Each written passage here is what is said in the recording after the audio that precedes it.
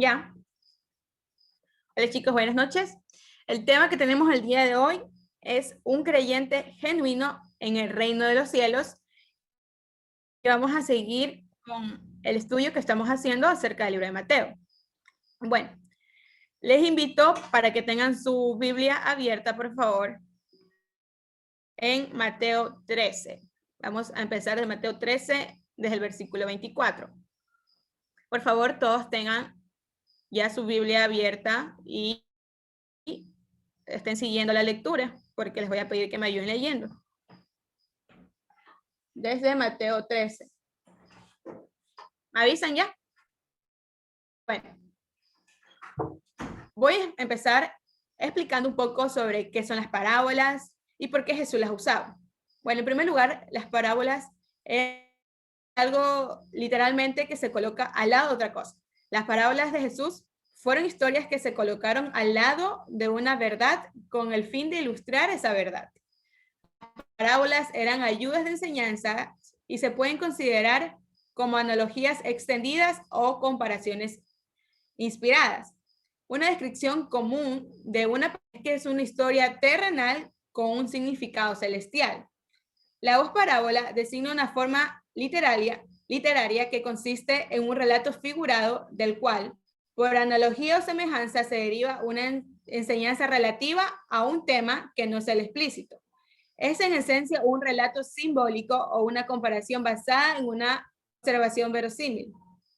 El término parábola proviene del griego parabole, que significa comparación, semejanza. El nombre dado por los retores griegos a toda ilustración ficticia en la forma de una breve narración.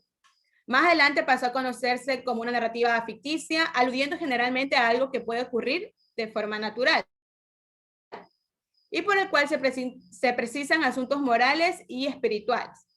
Según el diccionario de la Real Academia Española, la define como una narración de un suceso fingido, de que se deduce por una comparación o una semejanza a una verdad importante o una enseñanza moral. El significado de la palabra parábola, desde el punto de vista teológico, es una breve comparación basada en una experiencia cotidiana de la vida, cuyo fin es enseñar una verdad espiritual. No son fábulas ni alegorías, porque se basa en un hecho o una observación real o por lo menos verosímil. Pero, ¿por qué Jesús hablaba en parábolas? Michael, ayúdame por favor cambiando las diapositivas. Ya la cambié esa. Pero ¿por qué Jesús les hablaba? Me sigue saliendo la principal, disculpe. ¿Por qué Jesús les hablaba en parábolas? Jesús utilizó parábolas frecuentemente para enseñar las verdades más elevadas en una forma que estuviese al alcance de todos. Su enseñanza, contrastada por su sencillez y sus imágenes con el estilo complejo de los antiguos filósofos.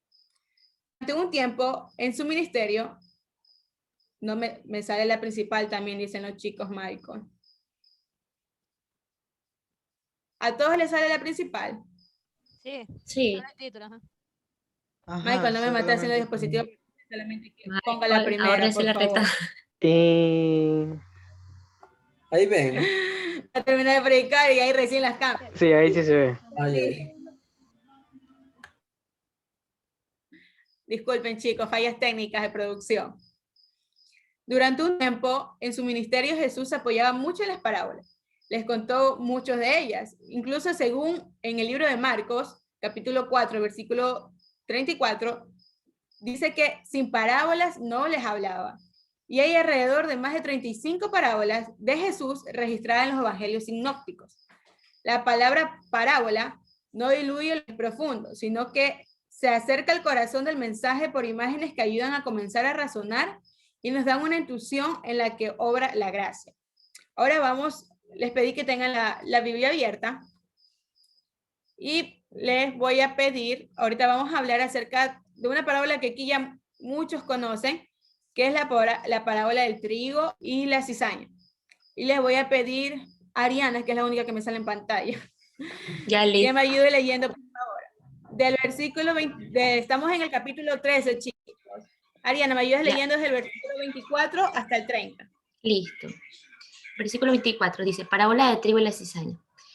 Les refirió otra parábola diciendo, el reino de los cielos es semejante a un hombre que sembró buena semilla en un campo. Pero mientras dormían los hombres, vino su enemigo y sembró cizaña entre el trigo y se fue. Dio la hierba y de fruto. Entonces apareció también la cizaña.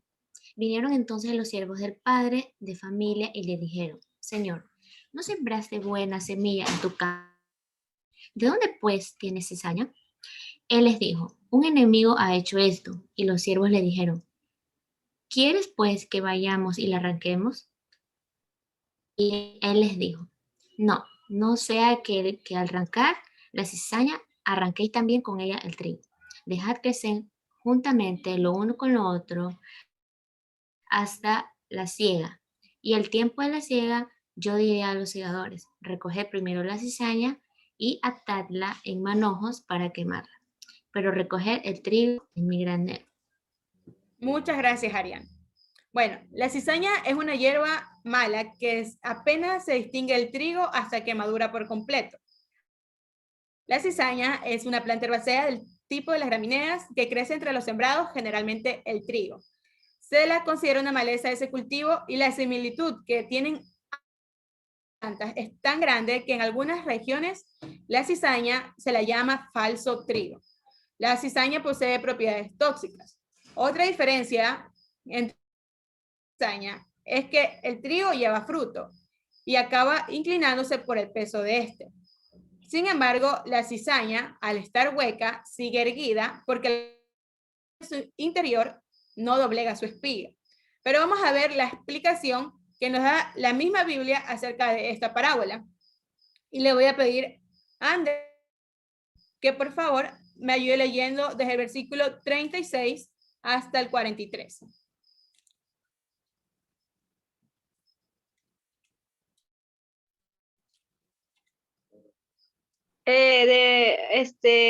Mateo 13, ¿no? Sí, amiga, seguimos en Mateo 13. Ya. Jesús explica la parábola de la cizaña. Entonces, despedida la gente, entró Jesús en la casa y acercándose a él, sus discípulos le dijeron, explícanos la parábola de la cizaña del campo. Respondiendo él, les dijo, el que siembra la buena semilla es el Hijo del Hombre.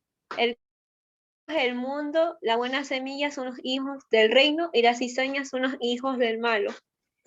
El enemigo que la sembró es el diablo. Es el fin del siglo y los segadores son los ángeles. De manera que como se arranca la cizaña y se quema en el fuego hasta en el fin de este siglo, enviará el Hijo del Hombre a sus ángeles y recogerá de su reino a todos los que sirven de tropiezo y a los que hacen iniquidad, y los echará en el horno de fuego. Allí será el lloro y crujir de dientes. Entonces los justos resplandecerán como el sol en el reino de su Padre. El que tiene oídos para oír, oiga. Gracias, Andrea. Como vimos, que eran los enemigos los que se dedicaban a hacer la maldad en el campo de los demás, sembrando cizaña. Jesús enseñó que el que siembra la buena semilla es el Hijo del Hombre. El campo es el mundo, la buena semilla son los hijos del reino y la cizaña son los hijos del malo. El enemigo que la sembró es el diablo y la siega es el fin del siglo. Y los segadores son los ángeles. En el día final, Dios va a hacer una gran separación, va a separar el trigo de la cizaña.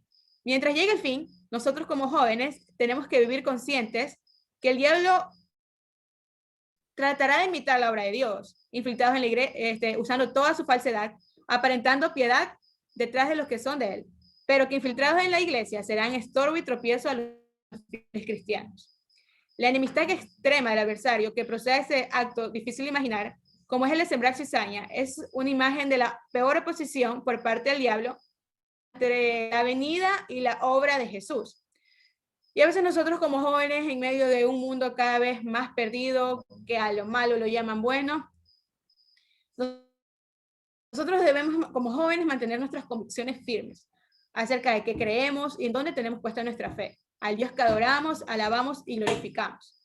Muchas veces como jóvenes en nuestra universidad, en nuestro trabajo, incluso a veces hasta en nuestra familia, haya gente criticándonos, juzgándonos por nuestras creencias, pero también gente que nos va a llamar locos por nuestras convicciones, por acerca del Dios que adoramos. Y siempre va a haber alguien que está ahí, como la cizaña, incitándote a que hagas algo malo. Y con nosotros como jóvenes debemos tener nuestras convicciones firmes, estar dependiendo absolutamente del Señor en todo momento, creciendo como el trigo, que a su tiempo da el buen fruto, y como decía la canción, descansar en Él, porque Él nos prometió que va a venir por segunda vez, y en eso tenemos nuestra confianza y nuestra esperanza. Pero nosotros como jóvenes, hoy en día, ¿cómo creen ustedes que hoy podríamos reconocer a la cizaña? ¿Ah? Alguien que me responda, ¿cómo creen hoy que podríamos reconocer a la cizaña? Los que nos tratan de alejar de Dios. ¿Ya? ¿Alguien más que quiera responder? Porque no tienen fruto. Exacto, también, gracias. Algo que me llamaba mucho la atención de lo que decía Cindy ahorita, de las características de la cizaña, una de ellas era que era tóxica, ¿no? Y sabemos que todo aquello que es tóxico no genera nada bueno en las personas, por lo contrario, genera una reacción mala. Entonces yo creo que una de las maneras que se la puede identificar también es esa manera como va contaminando a otros, quizás, o cómo va dañando a otros. Y también en que decía que era hueca, o sea, que era vacía por dentro. Entonces quizás se la podría decir también que podría ser una persona que está espiritualmente vacía en su interior, ¿no? Metafóricamente hablando, no es que no tiene órgano. Gracias, Mike. Ya sabe, termine con el tóxico. Ahora vamos a ver una semilla que se multiplica. Le voy a pedir a Mari, por favor, que me ayude leyendo. Ahora vamos a leer del mismo capítulo 13 de Mateo, desde el versículo 31 al 33. Mari, por favor, si nos ayuda. A ver, del 31. A ver, parábola de la semilla de mostaza. Otra parábola les refirió diciendo: el reino de los cielos es semejante al grano de mostaza, que un hombre tomó y sembró en su campo, el cual a la verdad es la más pequeña de todas las semillas, pero cuando ha crecido es la mayor de las hortalizas y se hace árbol, de tal manera que vienen las aves del cielo y hacen nidos en sus ramas. Parábola de la levadura. Otra parábola les dijo: el reino de los cielos es semejante a la levadura que tomó una mujer y escondió en 3 medidas de harina, hasta que todo fue leudado. Muchas gracias, Mari. Bueno, ahora como vieron, vamos a hablar acerca de las parábolas, que son la de la semilla de mostaza y la de... Bueno, estas dos guardan cierta semejanza. La mostaza pertenece a las hortalizas, pero cuando ha crecido, sabemos que la semilla de mostaza, muchos aquí nos dicen, si tuviera fe, como la canción, como una semilla de mostaza. Es una semilla chiquititita, que a duras penas las puede ver. Pero cuando ha crecido, se hace un árbol frondoso y muy grande. Así empezó el Evangelio, como algo insignificante. Y vemos que el Evangelio nació de algo muy pequeño. Inició en Belén de Judea, en la persona de un recién nacido. Nadie pensó que en Jesús se encontraba el reino celestial manifestado a toda la humanidad. Nadie pudo frenar el poder de la palabra después de la resurrección. El reino de Dios cobró mayor poder. Vemos también que asimismo la levadura, de ser solo 3 medidas de harina, tiene la facultad de leudar a la masa. Incluso de esa manera vemos que se ilustra la manera silenciosa en la que el Evangelio fue penetrando a todos los lugares sin provocar tanto alarde.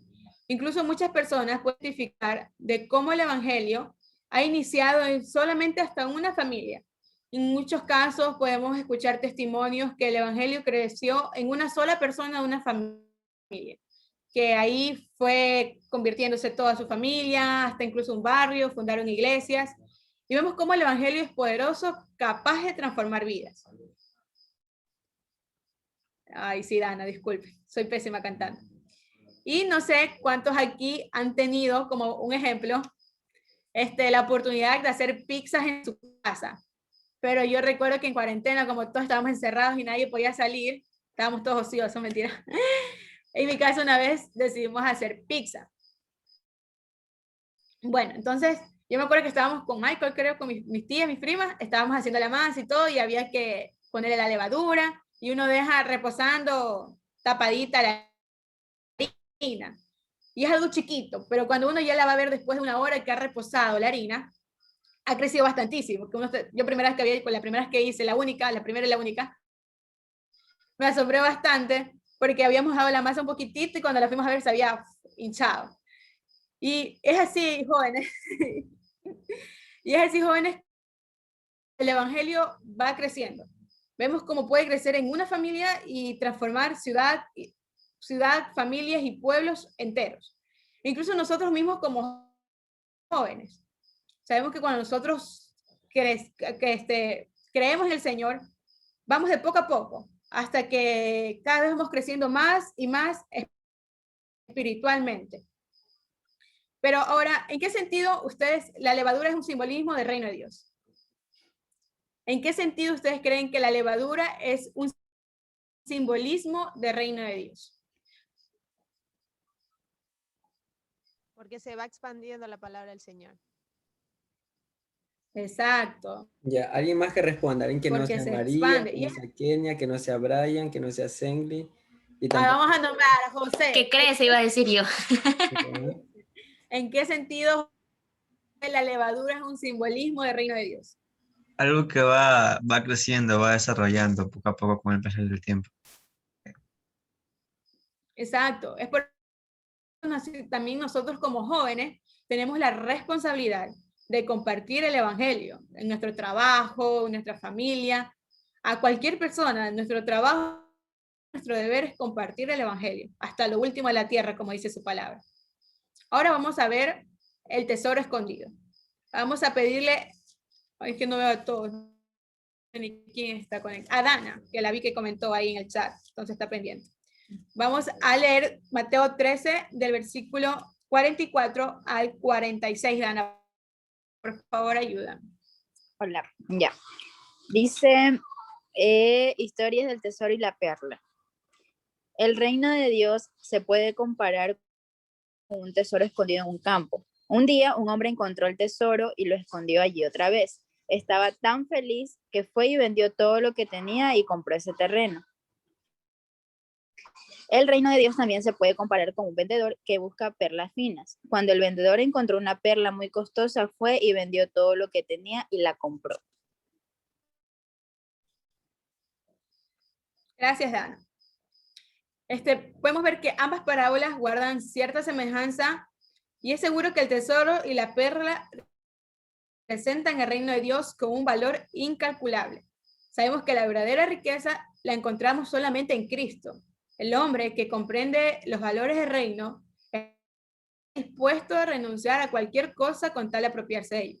Tras la adquisición del reino se refleja el gozo verdadero de todo ser humano y la completa satisfacción que el evangelio produce en el corazón.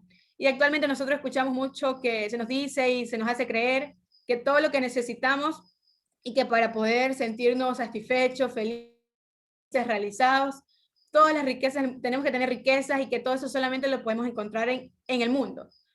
Pero nosotros sabemos que en este mundo todo es efímero, que la verdadera riqueza la encontramos en la persona de Jesús, donde tenemos puesta nuestra esperanza como jóvenes.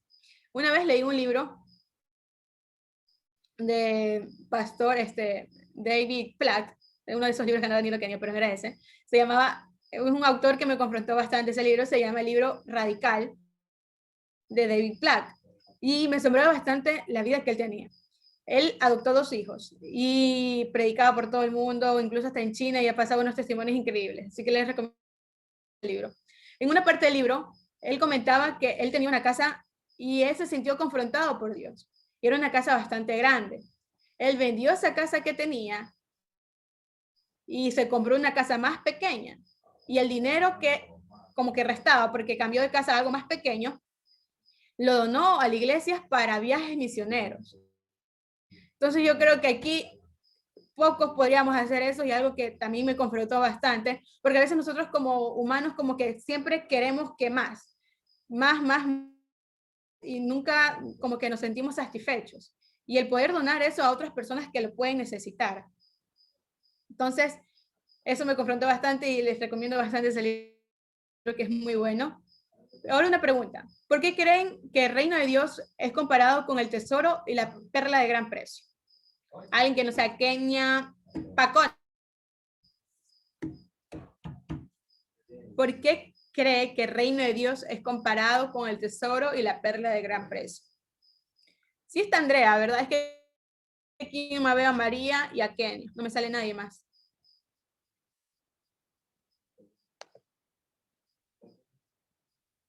Sí está Andrea. Sí está, pero parece que tal vez no puede responder. Brian, ya que dijiste que sí está, responde tú.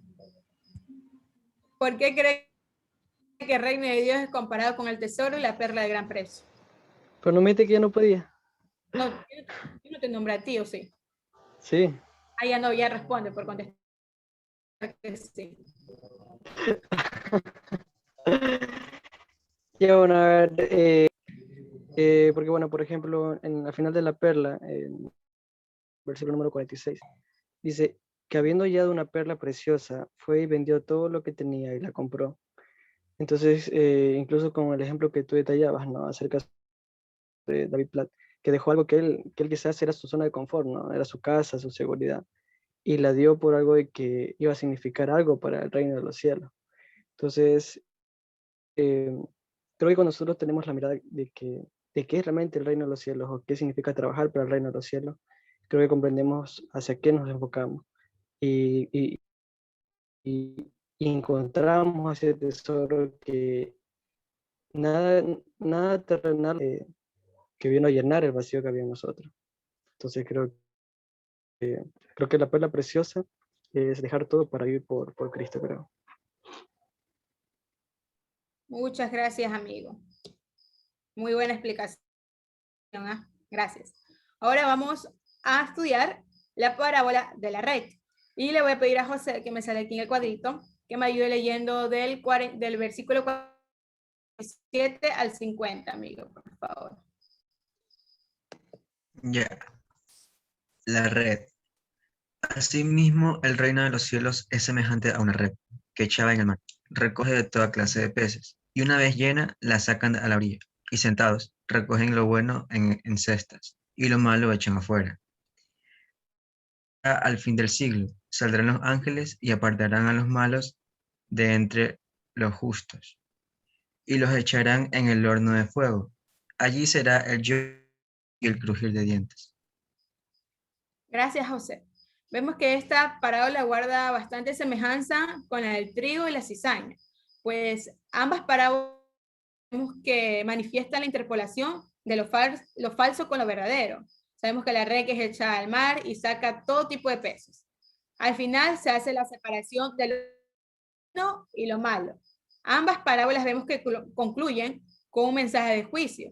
Inmediatamente Jesús también les recuerda la tarea que les queda a los discípulos de dar a conocer los misterios del reino de Dios, ya que de una manera se les ha revelado. Ellos tienen que hacer, vemos el papel de un padre de familia compaginado lo nuevo con lo antiguo, sacando cosas nuevas. Jesús nos dice que la red está lanzada a todos los peces, no hay excepción de personas. A todos se nos llama por igual al arrepentimiento y ser servidores de Cristo por medio de la proclamación del Evangelio.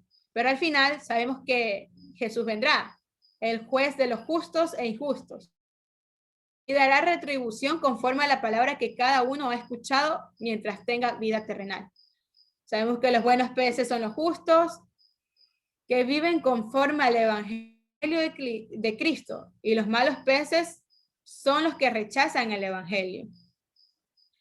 Y ahora vamos a cerrar esta lección con el regreso de Jesús a Nazaret. Y le voy a pedir a alguien que esté por ahí, que no veo a nadie, no me salen aquí porque estoy compartiendo pantalla, del versículo 53 al 58, por favor, del mismo Mateo 12. Cuando Jesús visita su pueblo.